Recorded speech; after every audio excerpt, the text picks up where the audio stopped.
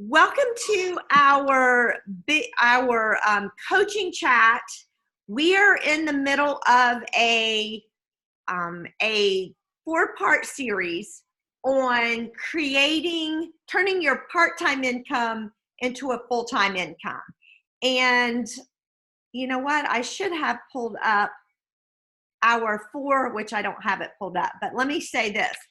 Our 4 steps. Last week we talked about step number 1 was get clear about what you want out of this business.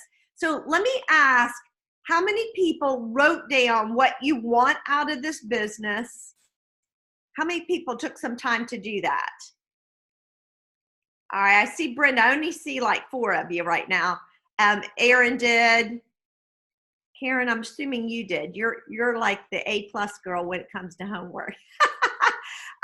If you've not done that, I want you to write down what you want so that if someone asks you, you know what you want. Like, so if you ask me, my title is Presidential National Marketing Director, but I want the plus. I haven't got the plus yet. So that's my big goal. But my smaller goal is I want 10 PLB lines direct to me. I want 5 national marketing directors direct to me. I want to make 300,000. I mean, I know what I want and it is written down.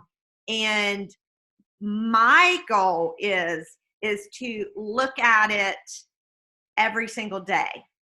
Just glance at those goals of where I'm going, what I want to do, keeping it top of mind. So get real clear about what you want. Someone tell me, Allison, what's one thing you want?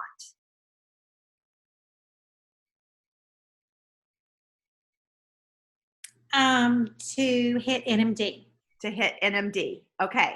So have you thought about beyond that one? So that's your big goal. Have you thought about some other goals from an income standpoint, from a team standpoint, from a time standpoint? Have you thought through all that? I have not. Okay. So there's need to get specific. Get specific. Write it down. And then let's as a group of partners, let's commit to each other that we know what we want, we've written it down, and we're reviewing it on at least a weekly basis. Thank you, Allison, for sharing. Okay, so that was step 1. Step 2 is this week, and it is to create a plan and map it out. So if you don't have a pencil and paper handy, I'm going to challenge y'all to have one handy. So first and foremost, think big and act small. So I think so many times we limit our big thinking, like we have high expectations immediately, but very low expectations long term. And that right there is a sign, like people want it and they want it now, but long term, their goal or their desires are really small. And so I want you guys to challenge you guys to think big. And I love the fact that Allison went right to National Marketing Director, because I know she's committed to this and she's not afraid to put it out there. That's where I want to go. So I want you guys to think big, but today we're going to talk about acting small. How many of y'all, by raise of hand, have you ever had someone say, and I literally just got a new distributor on Friday, and she made the comment, she just was like, but the thought of doing this, I don't even know where to begin. And I'm really going to need your direction on where do I even start? If I sat down, like, I don't know what you do. I don't even know how to start this. And so we want to think big, cast big vision for people and for ourselves. But when it comes to actually doing it, we need to literally get down to the minute by minute, hour by hour, day by day, week by week, so that we know exactly, those small intentions are what's going to get us to the big goal. So number 1, think big. Don't be afraid to think big. But know that when it comes to actually doing it, you better know the itty bitty little acts on a daily basis of what it takes to get there. And we're going to talk about that today. Number 2, know your next position and what it takes to get there. Okay, I can only see about 4 of you. So someone speak up and tell me what their next position is. Anybody? Yeah, mine's QNMD. QNMD. And Erin, can you spit out quickly what it takes to get to QNMD? Yeah, I have 1 SC and POB. I need 1 more SC and POB, which I have an SC, but we just got to get her to POB, and then 1 more line. Nice. You did exactly what I wanted. She knows what it takes to get to QNMD, and she knows what she personally needs to finish it off. And so if my challenges is print off, I love those new forms that were created to show us exactly what we need to do to get to the next level. Make sure you have yours printed out. Make sure you know it in your mind. You've worked through and filled in the blanks and know what's left of what you've got to do to hit that next position. So so what we're doing was going big. As Allison said, National Marketing Director. Allison's next goal, Erin's next goal, qualifying National Marketing Director. Then the next step is, okay, here's what it takes to get there. Here's what I personally need to get there. You see, so what we're doing is we're start big, and we're coming in, getting smaller and smaller and smaller. Okay, number 3, get clear on how you'll take action. So here's where you want your pen and paper handy. All right, when I think about what is it, and I'm thinking about this new distributor, we have a call on Wednesday, get her set up. When I'm thinking about her, I'm thinking, okay, how do I break it down to tell her this is what I do day in and day out? It's not these 1,000 things that we have to do. It really isn't. And it's 5 things. Number 1 is we connect with prospects. We better be connecting with people every single day. Somehow, some way, connect with people every single day.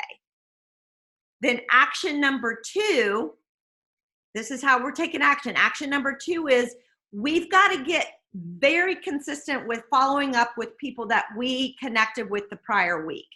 And that's where a lot of people really drop the ball. They go out, talk. They make connections, but then they never follow up and keep that. I love Eric Worre talking about you go from exposure to exposure. I connect with someone, I better have a plan to connect with them the next week, and the next week, and the next week. And I need to keep connecting with them so that I move them to the point wherever I want, wherever I'm trying to work on getting them there. And so if you do not have a system for follow-up, then send us a message, send a text message, and we're going to make sure that everyone has a system so that they know that works for them and that they will use, because as you've heard it said, the fortune's in the follow-up. And if we're not following up, we are wasting our time. So action number 2 is following up with those prospects we connected with the prior week. Number 3, we get paid to connect with our customers. So we get paid to connect with prospects. We get paid to connect with and then follow up with those prospects. Number 3, to connect with our customers. I am here to tell you, my number 1 way I get customers are through current customers. So if you are not connecting with those customers, you are missing the boat. So 3 different types of customers.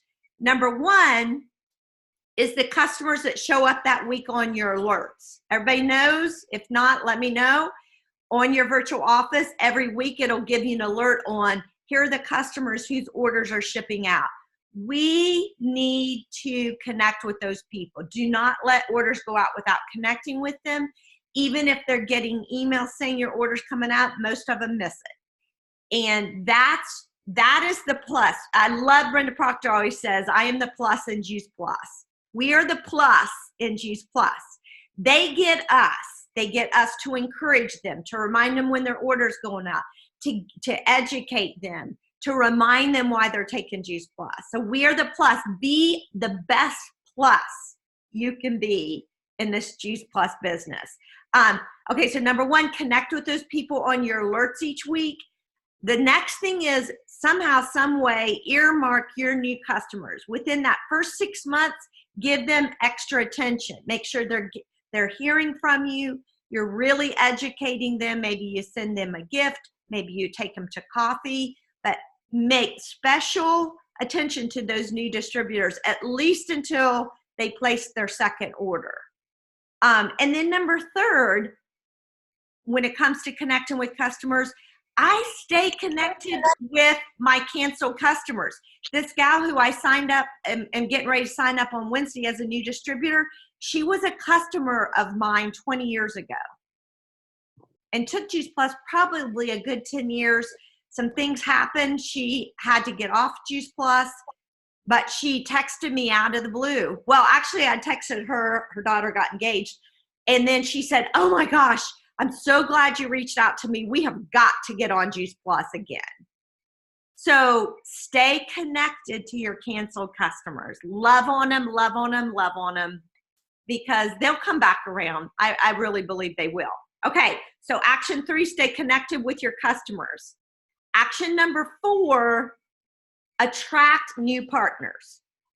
And when you make your plan out for the week, you've got to be, and I'm going to show you why and how many, but you've got to be connecting with people who you want to bring into the business. And that has to be top of mind, for us.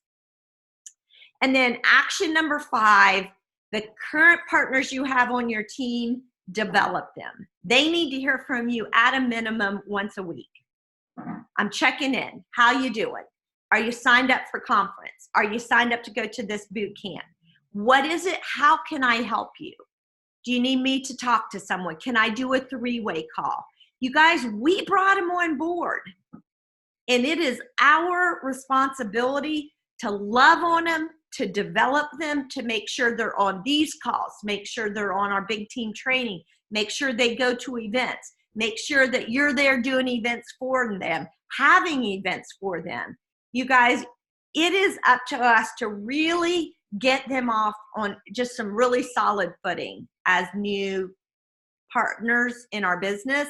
If you're not using our Team Extreme website to get them launched as a brand new distributor, you need to go on there and walk through those first 4 boxes and really get yourself to the point that you can easily launch a new distributor and know they're going to be successful. And then probably one of the absolute best things you can do for those new partners is say, hey, let's do some 3-way calls so you can hear my verbiage. You can hear how I would talk to a prospective customer, how I talk to a prospective distributor. Do that for your partners. So get clear on those actions. Connect with prospects, follow up with your prospects, connect with your customers, both new, canceled, and ones that are shipping out. Number 4, attract new partners, and then develop the partners that you have. That's the action.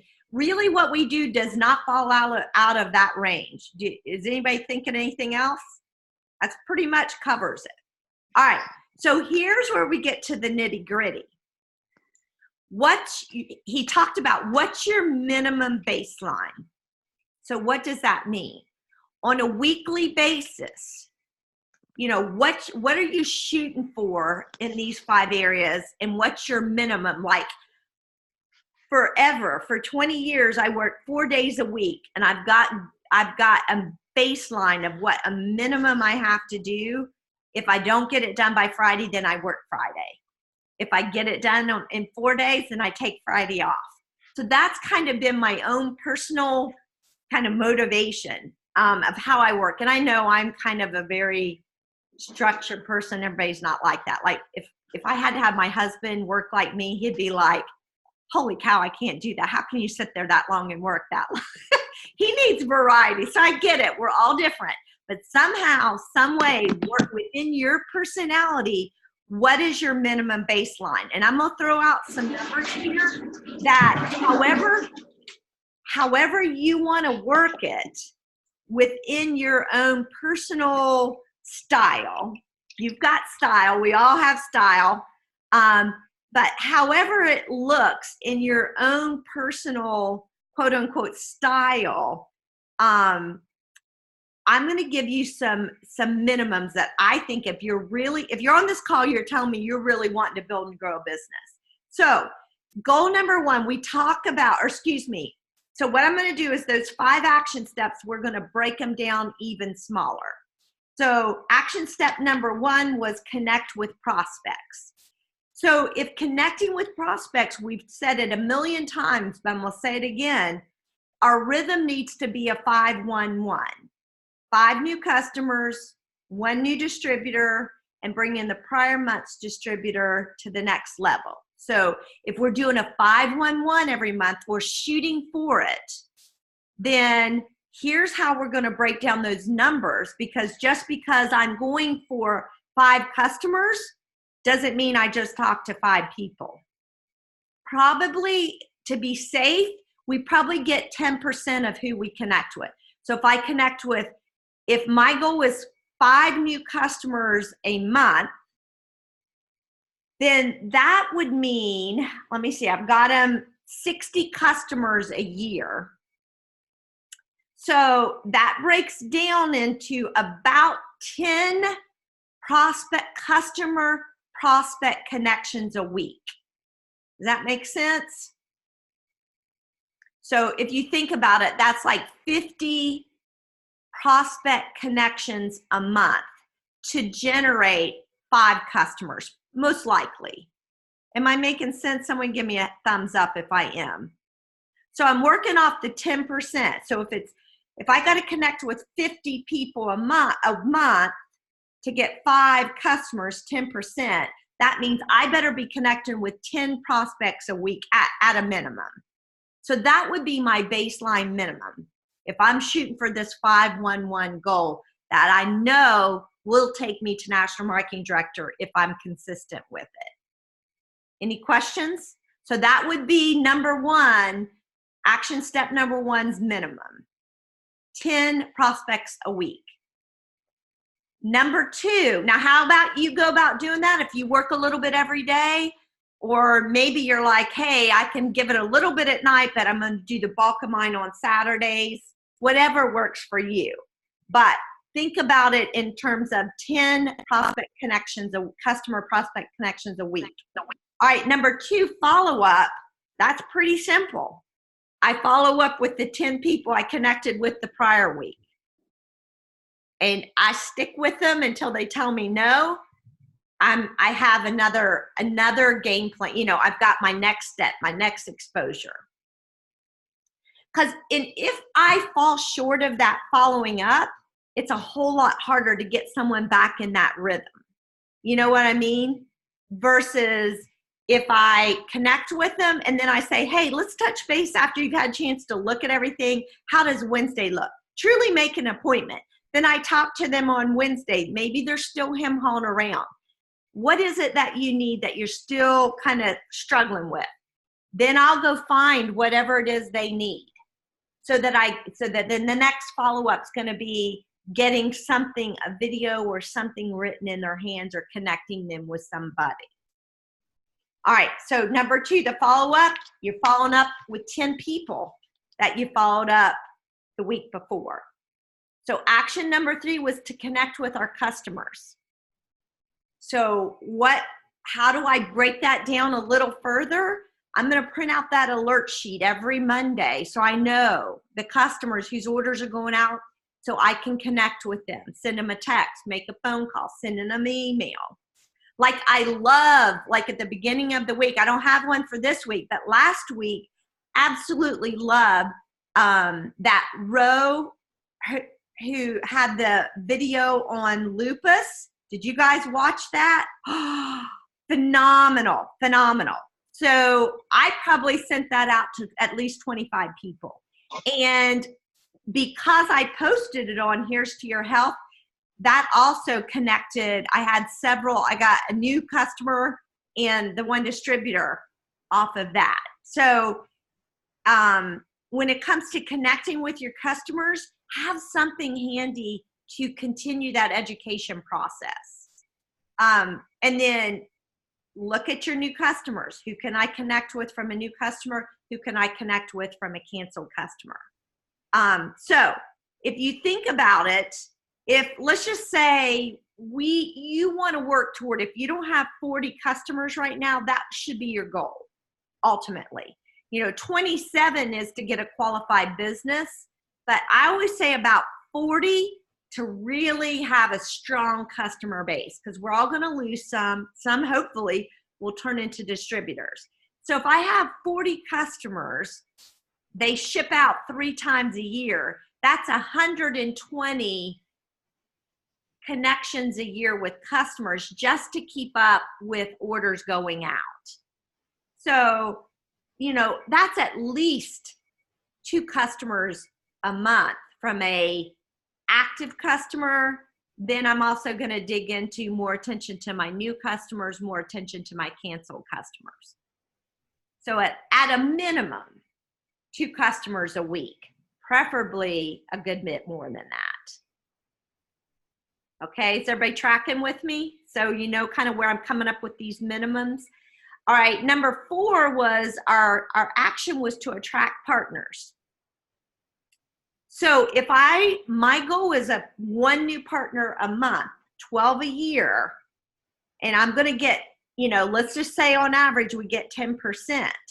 That means as a year, I need to connect with and have in mind at least 120 people that I'm going to be connecting with over the course of the year, inviting them to join my team.